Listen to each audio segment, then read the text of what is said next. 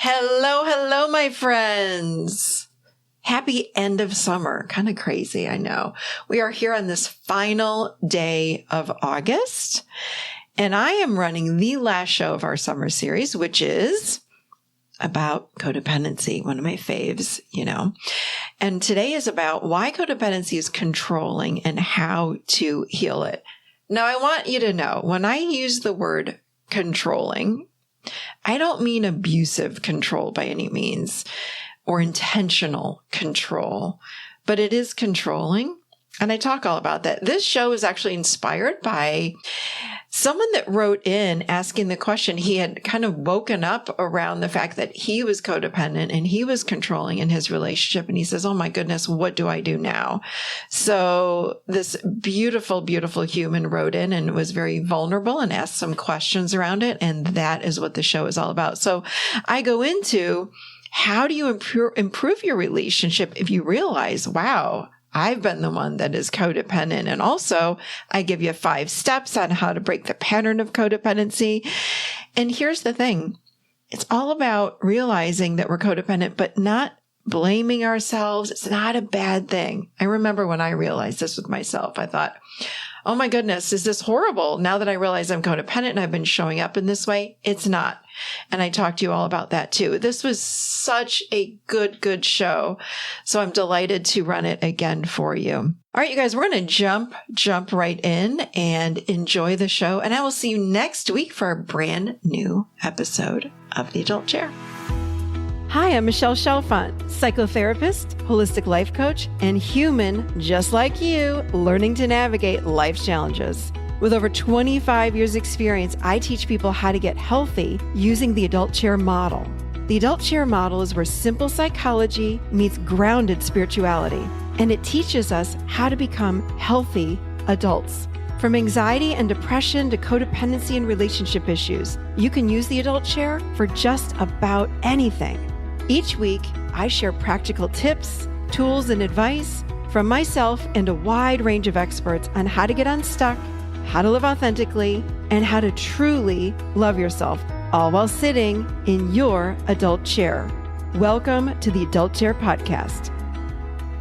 Okay, so here we go with today's show. So this was inspired by a man, and we're going to call him Matt. So Matt wrote in and asked me, he says, I'd love to hear a podcast on how to deal with the hurt and pain we as codependents and love addicts have caused our partners. And I said, ooh, that's a juicy question. I liked it right away. And I said, can you share more with me? Tell me a little bit more about what you mean.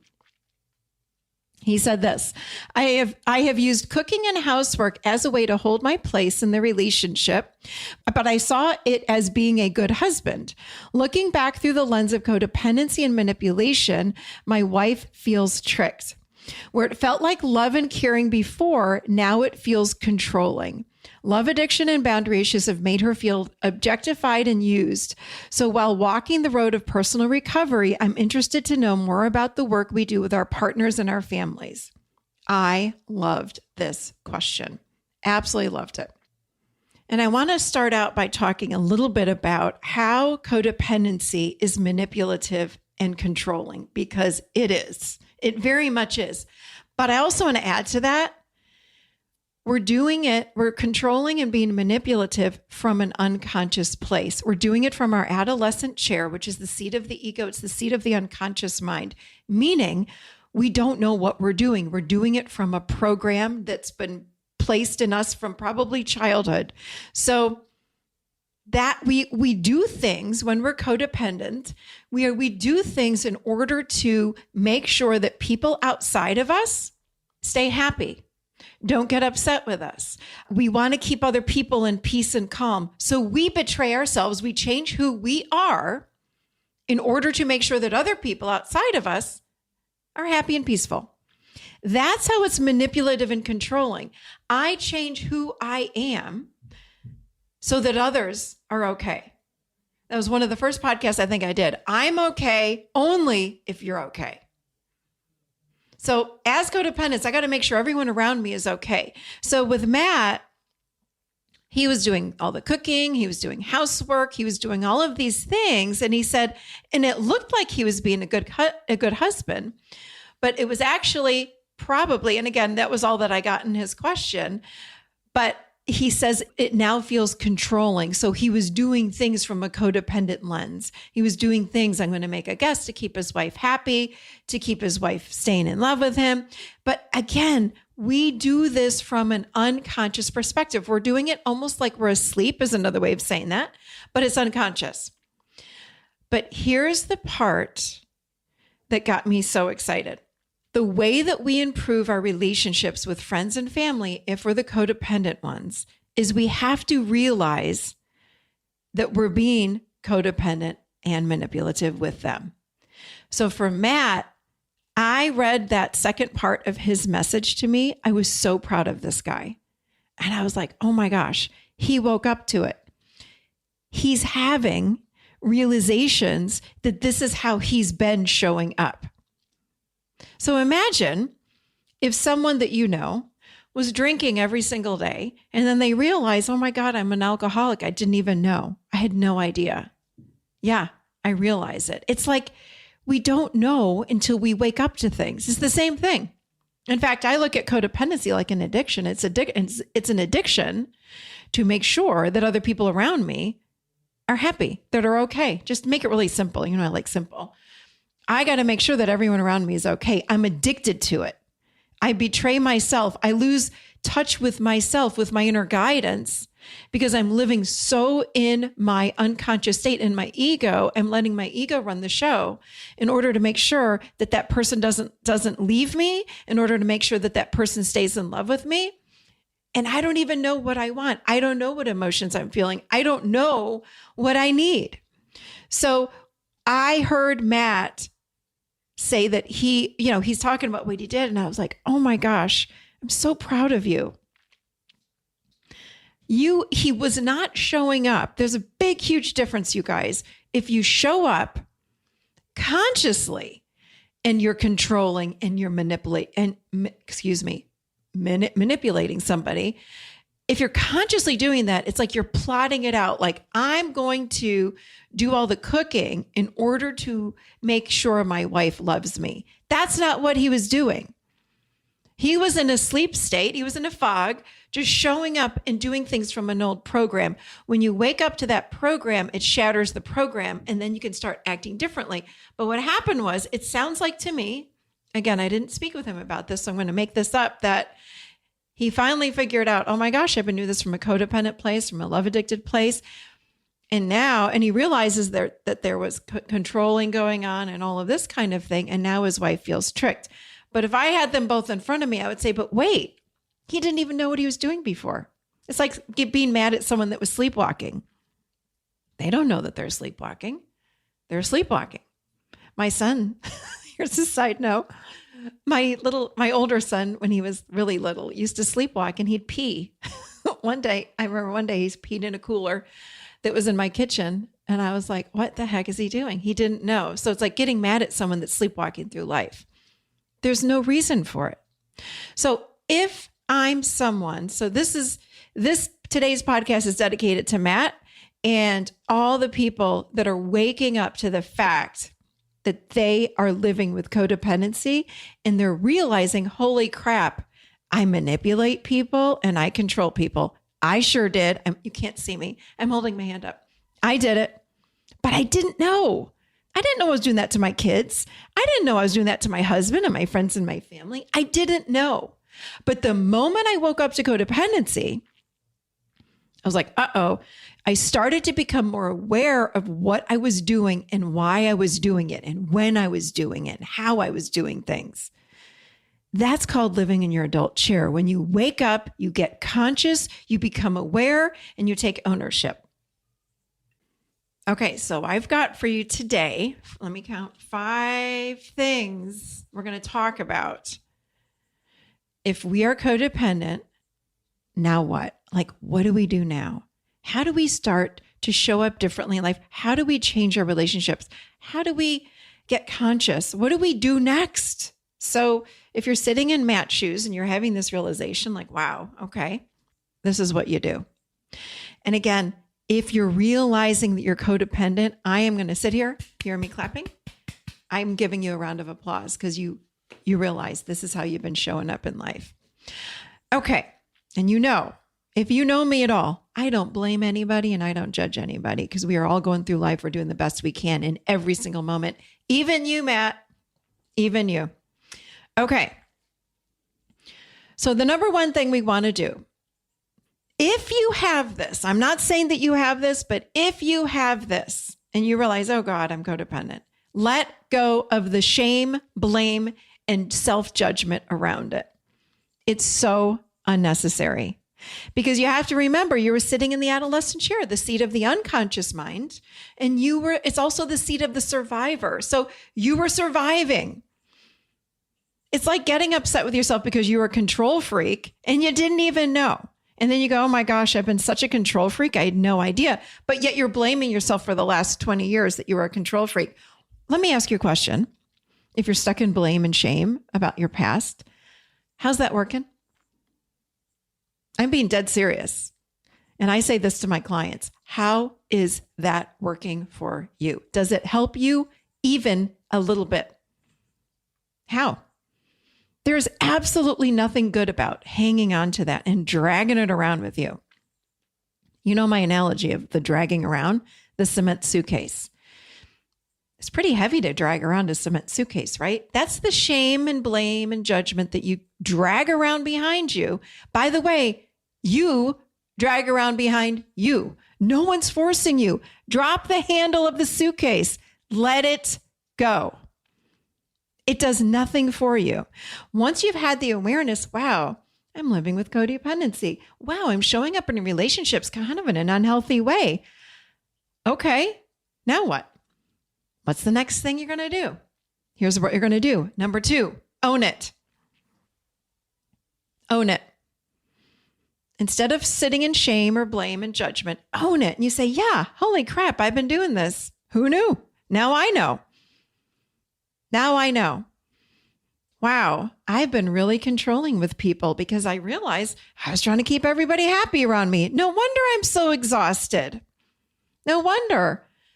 Gosh, I was so manipulative with my kids. I can't believe it. Great. Own it and move on. Move on. Acknowledge it. Wow. Okay. I've been doing this. People ask me, should I apologize? Do you think I should apologize to myself? If you've done something intentional, please do apologize. Own it with apology.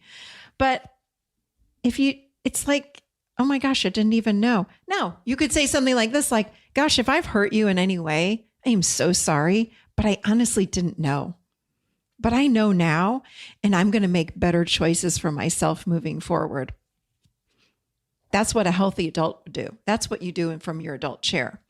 You own it. Apologize if you need to. Now, I just want to caution you because when we're codependent, we have a tendency to over-apologize. Please don't do that. Really be mindful of when you apologize. Did you really do something hurtful? Before you apologize next time, I want you to pause and check with yourself because we're not great at that when we're codependent. We more are connected to other people than ourselves. Part of the healing of codependency is to tune inward, connect to yourself. How do I feel? What emotions are coming up? Do I need to apologize? Have I really done something wrong? No, you haven't. Okay. Let it go then. Move on. When I'm thinking about Matt, doing all these things for his wife, that's exactly what I would do if I were him. I'd say, honey, I had no idea I was showing up this way, and I'm going to show up differently. I didn't even know. If I've ever hurt you, I'm sorry, but I'm moving on. Don't over apologize. Don't apologize every day. Let it, you want other people around you to let it go. You got to let it go. The world is reflecting what's going on inside of you. So if you're walking around with all this guilt and shame and you can't move on, other people cannot move on either. So please let it go. We do things unconscious. My husband did this. He knows that I hate doing laundry. Some people love laundry.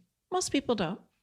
And he all of a sudden when we moved to North Carolina, he started doing all the laundry and he's going out grocery shopping. And now granted we were in COVID, but still and I said to him, wow, you're doing a lot around the house here. I said, what are you doing? And he goes, well, whenever you do laundry, you get like annoyed by it. You always have a comment. Well, hello, I have a comment about everything. I have no problem talking and I express how I feel, but it doesn't mean I'm going to be in this awful, terrible mood. It just means I'm like, oh, I would say something like this, like, oh, I got to go do laundry. I'm going to go do that right now. And so, but he was doing it all. And I said, what are you doing? And he goes, well, you don't like it. You get frustrated. I said, and so? And he said, oh, well, I just was trying to help you so you didn't feel frustrated. And I said, I just want to tell you that's codependent. You don't have to manage my emotions. When we're codependent, we manage. We do things in order to manage other people's emotions. And that is not healthy. So I just brought it to his awareness. Now, just like Matt, my husband didn't even know. He goes, oh, wow, I didn't even know. And I said, yeah.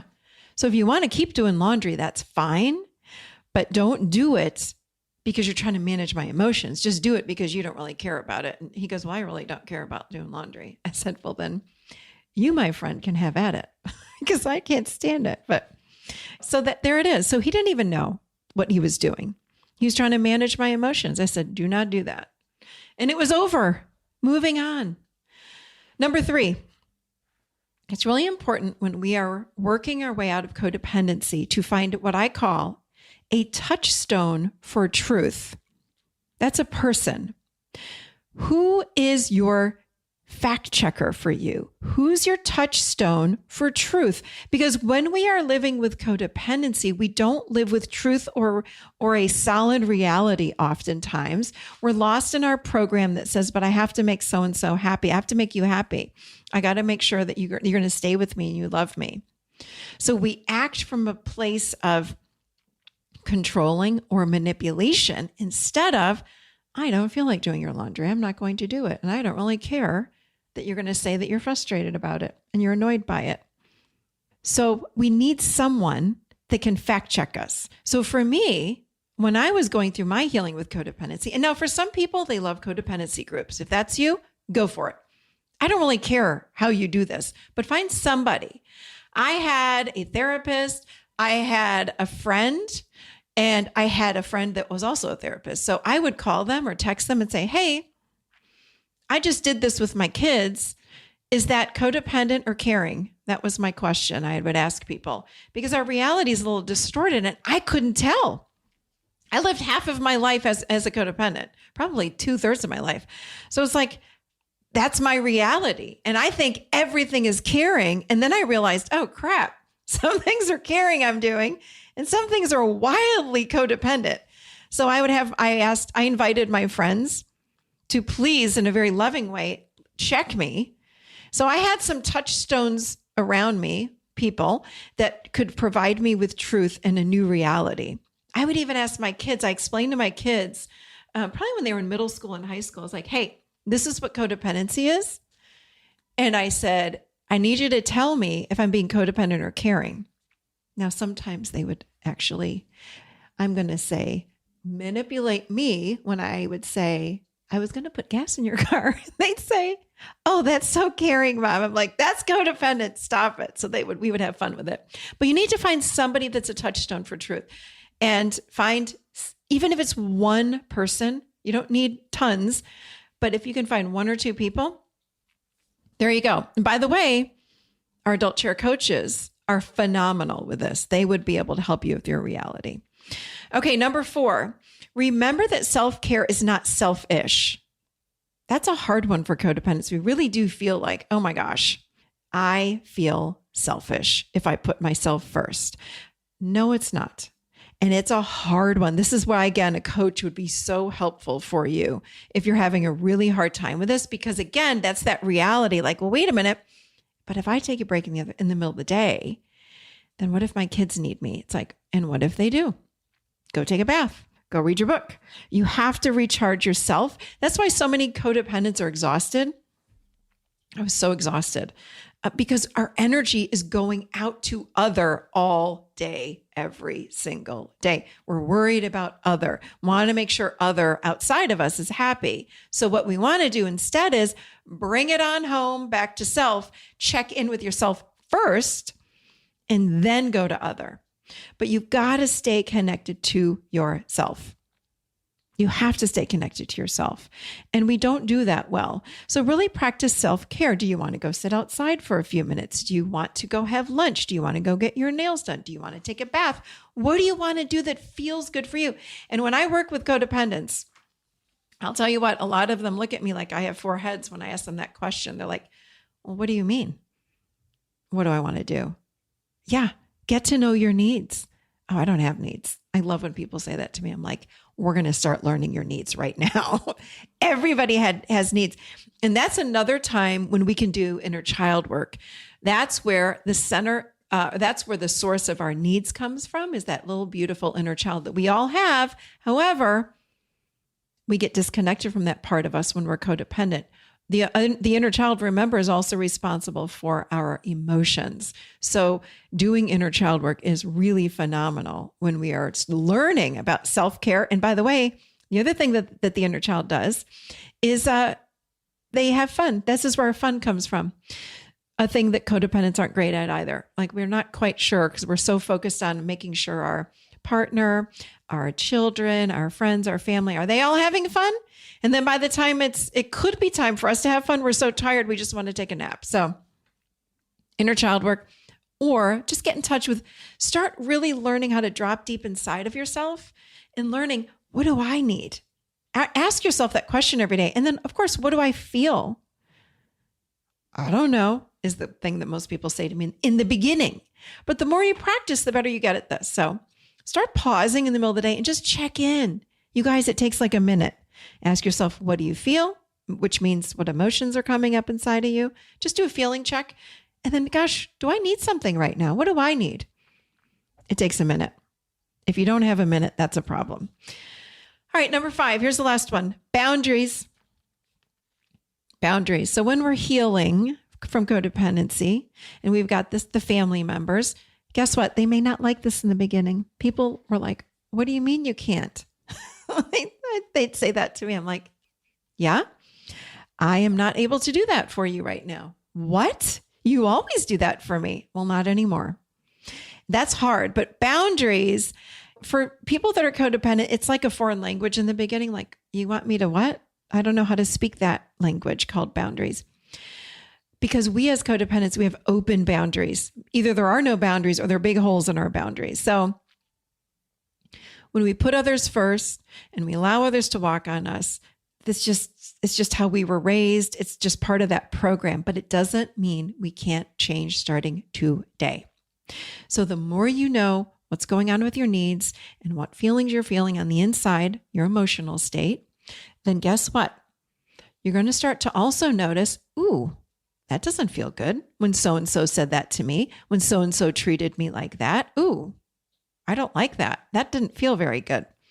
So you may not know in the beginning what to say, but you're going to start learning, I just feel like saying the word no. I just feel like saying no, thank you. And I've done many a podcast also on boundaries. So again, if you go to theadultchair.com in the search bar, put in the word boundary and you'll hear all those podcasts. Let's see. So that's about all I've got as far as the 5 steps to really, this is about working with yourself. So then you can show up better with people around you, in your family, in your friendships. Okay. Remember, the key here is, this is the biggest takeaway of all. If you've woken up to codependency and realized this is how you have been living, please be proud of yourself. Good for you. You want to stay present. Do not go in that past. Look at where you're going. I did a whole podcast on actually the joy in codependency, because you know what? You get to start over today. I call it building your Act 2. Act 1 is over. What's your Act 2 going to look like? You get to craft it.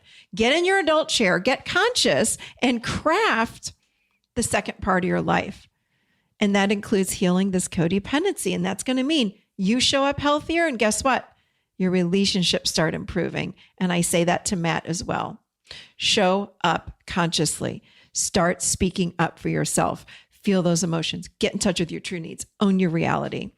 So waking up and owning how you've been living is the first step. Once that's been done, move on. The world is going to look differently to you and everyone in it. Do not feel shame about your past. You can choose to feel awakened and invigorated by your new knowledge. But it's a choice, and only you can make it. And if I were you, as someone that also is healing forever from codependency, I would choose the latter. Get out of the shame. But it's a choice. You can drag your cement suitcase around, which is very heavy and hurts your arm, or choose the latter. So I hope you choose the one that makes you feel good, because let me tell you, my friends, you deserve it. Absolutely 100%. Okay?